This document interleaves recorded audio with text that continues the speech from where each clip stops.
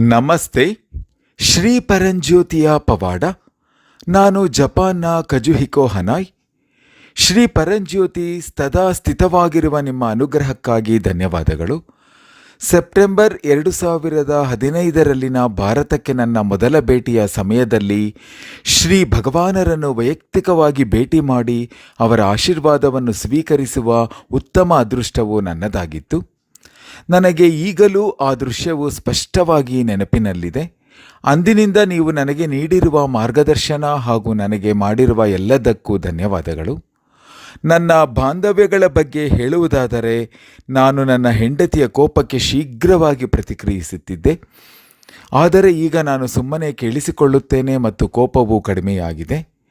ಜೊತೆಗೆ ನನ್ನ ಸಹೋದರಿಯೊಂದಿಗೆ ಹೆಚ್ಚೇನು ಮಾಡಲು ಇಷ್ಟವಿಲ್ಲದಿದ್ದರೂ ಶ್ರೀ ಕಲ್ಕಿ ಸೋಮಾ ದೀಕ್ಷಾ ಕಾರ್ಯಕ್ರಮದ ನಂತರ ಮೊದಲ ಬಾರಿಗೆ ಅವಳೊಂದಿಗೆ ಊಟ ಮಾಡುವ ಅವಕಾಶ ನನಗೆ ಸಿಕ್ಕಿತು. ಇಂತಹ ಒಂದು ದಿನ ಬರುತ್ತದೆಂದು ನಾನು ಎಂದೂ ಕನಸು ಕಂಡಿರಲಿಲ್ಲ.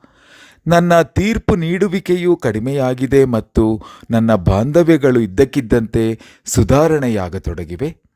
ನನ್ನ ದೈನಂದಿನ ಜೀವನದಲ್ಲಿ ಭಯವಿಲ್ಲ ಮತ್ತು ಶಾಂತಿಯುತ ಹಾಗೂ ವಿಶ್ರಾಂತಿಯ ಸಮಯ ಹೆಚ್ಚಾಗುತ್ತಿವೆ. ಏನು ಮಾಡಬೇಕಾಗಿದೆಯೋ ಅದನ್ನು ನಿಖರವಾಗಿ ಮತ್ತು ಶೀಘ್ರವಾಗಿ ಮಾಡಲಾಗುತ್ತಿದೆ ಮತ್ತು ಯಾವುದೇ ರೀತಿಯ ಆಯಾಸವೂ ಈಗಿಲ್ಲ. ಐಶ್ವರ್ಯವು ಅವಶ್ಯಕತೆಯನುಗುಣವಾಗಿ ಬರುತ್ತಿದೆ. ನನಗೆ ಬೇಕಾದ ಮಾಹಿತಿಯು ಒಂದು ಒಳನೋಟವಾಗಿ ಇದ್ದಕ್ಕಿದ್ದಂತೆ ಬರುತ್ತದೆ.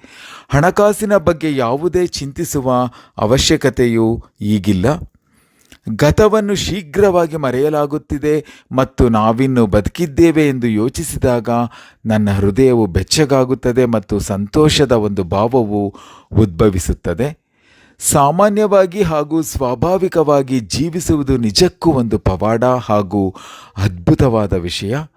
ದಂಪತಿಗಳಾಗಿ ನಡೆಯಲು, ಒಂದು ಕುಟುಂಬವಾಗಿ ಒಟ್ಟಿಗೆ ಊಟ ಮಾಡಲು ಮತ್ತು ನಾವು ಲಘುವಾಗಿ ಪರಿಗಣಿಸುವ ಇತರ ಕೆಲಸಗಳನ್ನು ಮಾಡಲು ಸಾಧ್ಯವಾಗುವುದು ಎಷ್ಟು ಸಂತೋಷದಾಯಕ ಮತ್ತು ಪವಾಡ ಸದೃಶವಾದುದು ಎಂಬುದಕ್ಕೆ ನಾನು ಹೆಚ್ಚು ಹೆಚ್ಚು ಕೃತಜ್ಞನಾಗುತ್ತಿದ್ದೇನೆ. ಸ್ವಲ್ಪ ಅಂತರಂಗ ಸಂಭಾಷಣೆ ಇದೆ, ಆದರೆ ಅದು ಮೊದಲಿಗಿಂತ ಕಡಿಮೆಯಾಗಿದೆ.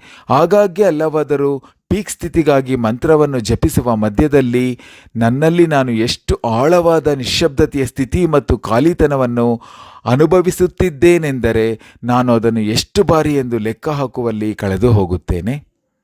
ನನ್ನ ದೈನಂದಿನ ಜೀವನದಲ್ಲಿ ನಾನು ಆಕಾಶವನ್ನು ನೋಡಿದಾಗ ಅಥವಾ ನಡೆಯುವಾಗ ನನ್ನಲ್ಲಿ ಇದ್ದಕ್ಕಿದ್ದಂತೆ ಕಾರಣರಹಿತ ಶಾಂತಿ ಮತ್ತು ಕಾರಣರಹಿತ ಆನಂದದಿಂದ ತುಂಬಿ ಹೋಗುತ್ತದೆ ಹಾಗೂ ಆಗಾಗ್ಗೆ ನನ್ನ ಮುಖವು ಮಂದಹಾಸ ಬೀರುತ್ತಿರುತ್ತದೆ. ಇಂತಹ ಅದ್ಭುತ ಸ್ಥಿತಿಗಳನ್ನು ನನಗೆ ಕರುಣಿಸಿದ್ದಕ್ಕಾಗಿ ಶ್ರೀ ಪರಂಜ್ಯೋತಿ ನಿಮಗೆ ಅಪಾರವಾದ ಧನ್ಯವಾದಗಳು. ಪರಮಕರುಣಾ ಪರಂಜ್ಯೋತಿಗೆ ಜಯವೆನ್ನಿ.